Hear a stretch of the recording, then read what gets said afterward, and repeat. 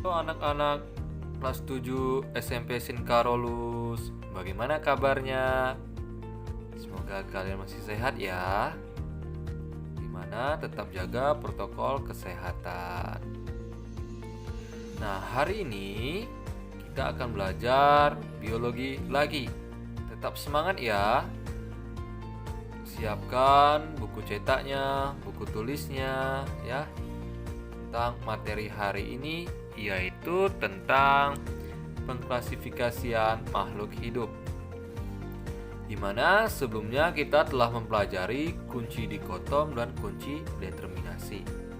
Nah, hari ini kita akan mempelajari tentang sistem klasifikasi 5 kingdom, di mana pada hari ini akan Bapak jelaskan terlebih dahulu mengenai 3 kingdom. Yang pertama adalah Kingdom Monera, Kingdom Protista, dan Kingdom Fungi. Yang pertama Bapak jelaskan tentang Kingdom Monera atau kelompok Monera, di mana pengertian Kingdom Monera ini adalah kelompok organisme yang inti selnya masih belum memiliki membran inti. Artinya disebut dengan organisme prokariotik. Nah, meskipun dia tidak memiliki membran inti, organisme Monera ini memiliki bahan inti, yaitu berupa DNA.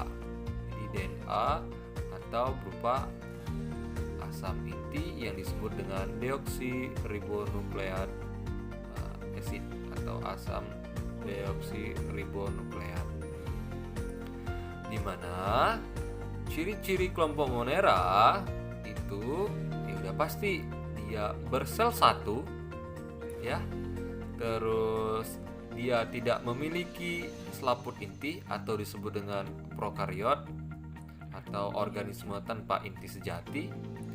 Terus ada yang dapat membuat makanan sendiri yang disebut dengan organisme autotrof, dan ada yang dapat bergerak berpindah tempat. Artinya dia bergerak dengan berpindah tempat. Nah, di mana kelompok Monera ini ada 2 jenis, yaitu bakteri dan cyanobacteria atau alga biru. Penjelasan lebih rincinya kita akan ke slide berikutnya. Yang pertama, di mana Monera tadi terbagi menjadi 2, yaitu bakteri dan cyanobacteria atau alga biru atau ganggang biru ya. Nah, oke, Bapak jelaskan yang pertama, bakteri. Bakteri adalah kelompok organisme yang tidak memiliki membran inti sel sesuai dengan pengertian dari Monera itu sendiri. Dia berukuran sangat kecil atau mikroskopik serta memiliki peran besar dalam kehidupan di bumi. Nah, bakteri sendiri ya berkembang biak dengan biasanya membelah diri. Ada juga bakteri yang mampu melakukan fotosintesis.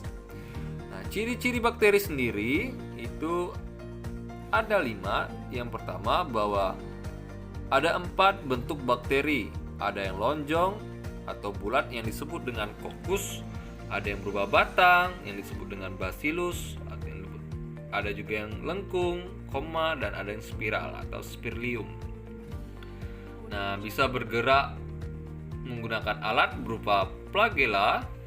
Terus perkembangbiakannya secara aksesual seperti tadi pembelahan sel atau membelah diri yang disebutkan sebelumnya, dan ada juga yang berkembang biak dengan seksual dengan cara transformasi dan konjugasi.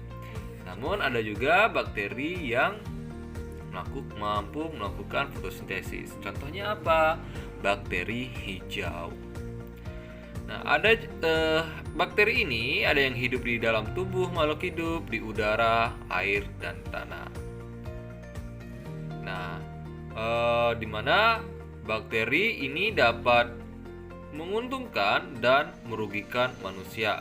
Di mana contoh bakteri yang menguntungkan manusia yaitu E. coli atau Escherichia coli yang membantu menguraikan sisa-sisa makanan di dalam usus manusia. Dan bakteri Lactobacillus buccaricus yang berperan dalam pembuatan yogurt. Adapun bakteri yang merugikan, contohnya adalah Salmonella typhi yang mengakibatkan penyakit tifoid dan Mycobacterium tuberculosis yang mengakibatkan penyakit tuberkulosis. Itu untuk yang kelompok Monera bakteri.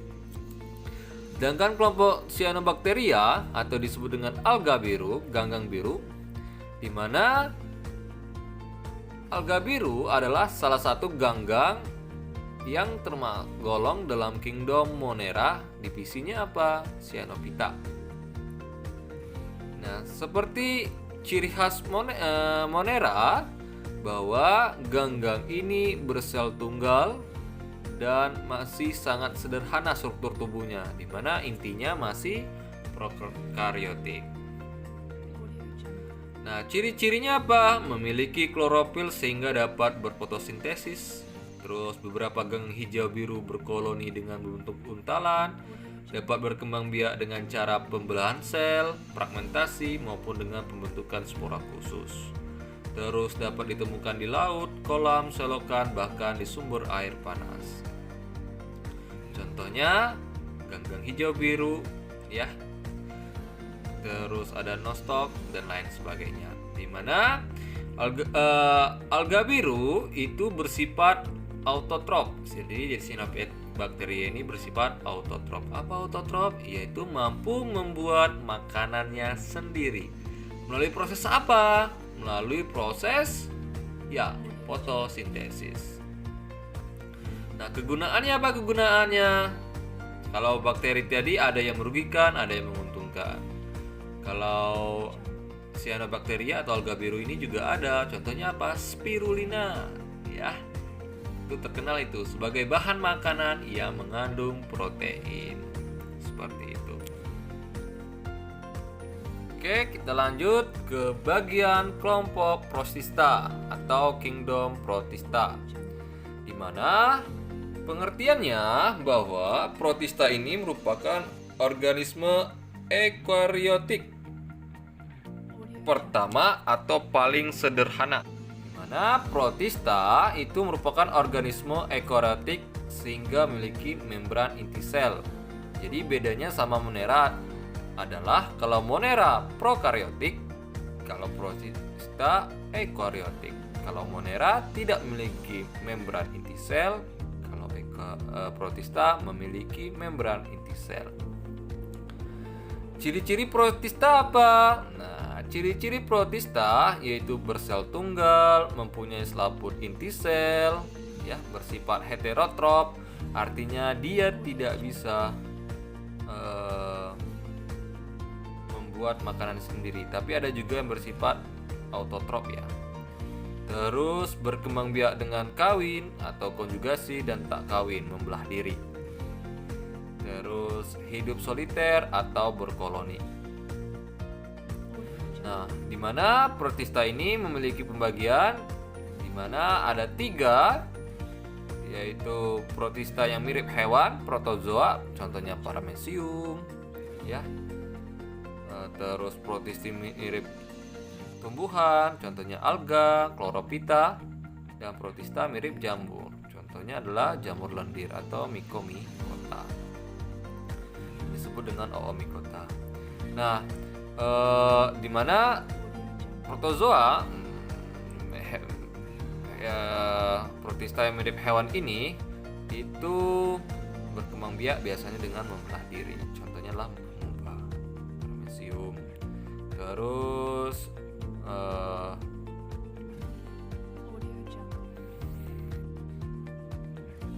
Terus bagaimana penjelasan masing-masingnya? Ini penjelasan masing-masingnya, ya.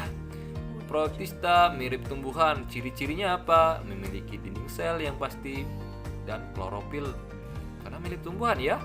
Bersifat autotrof.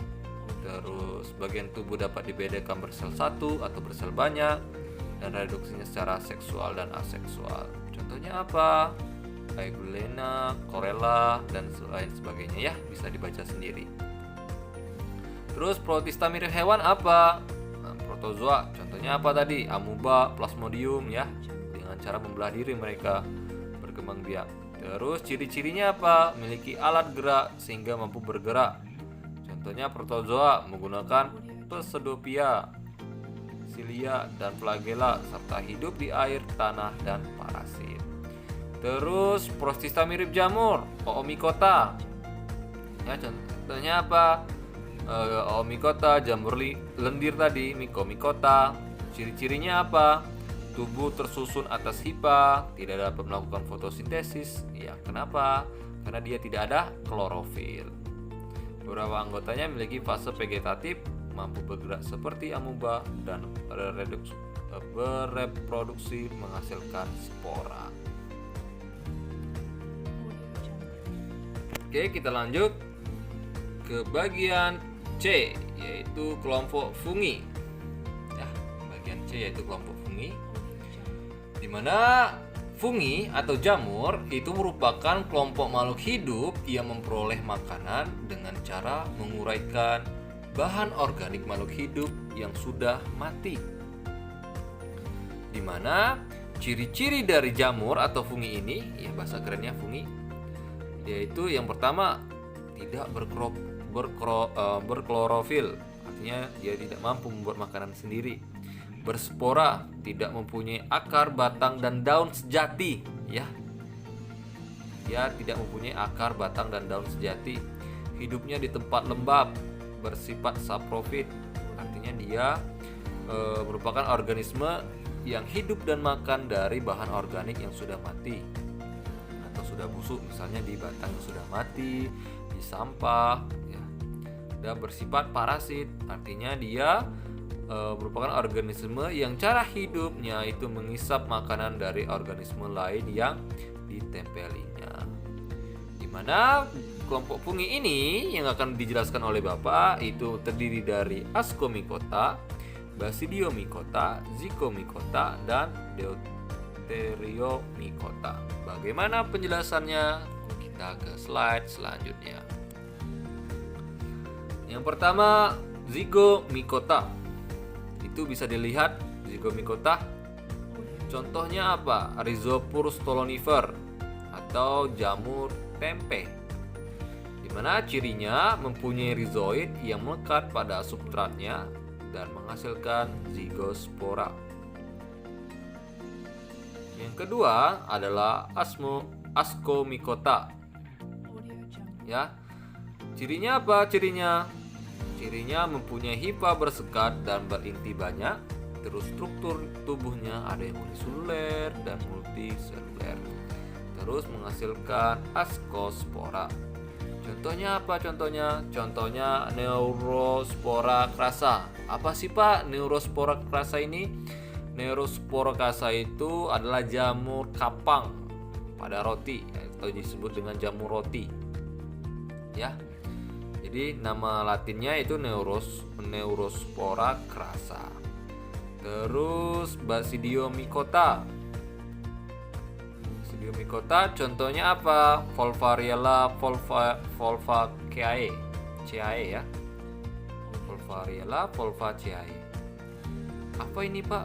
Nah, kehidupan sehari-hari biasa disebut dengan jamur ini apa? Merang atau jamur padi, jamur sawit kayak gitu. Terus cirinya apa? Struktur tubuhnya multiseluler dan bersifat makroskopis, artinya dapat dilihat dengan mata ya. Terus dapat membentuk tubuh buah dan bereproduksi secara aksesual dan seksual. Dan terakhir adalah Deuteromycota. Hifa bersekat, dinding selnya terbuat dari zat kitin, hidup sebagai saprofit atau parasit, dan reproduksi seksualnya belum diketahui. Contohnya apa? Contoh Deuteromycotina. Trichopiton. Apa itu Pak? Jamur yang terdapat pada kulit dan kuku, ya, yang biasa menyebabkan ya kulit jadi lembab seperti itu. Nah, oke. Ini pembelajaran hari ini. Untuk hari ini demikianlah pembelajarannya. Boleh menggunakan video ini untuk sebagai pembelajaran sambil buka buku cetaknya ya anak-anak. Dan media ini digunakan sebagai pembantu kalian untuk lebih paham mengenai materi yang disampaikan dan diajarkan. Apabila tidak paham, silakan tanyakan sama Bapak melalui nomor WA Bapak atau melalui grup kelas. Oke anak-anak, demikian pembelajaran hari ini. Tetap semangat, jaga kesehatan kalian dan salam Tarakanita.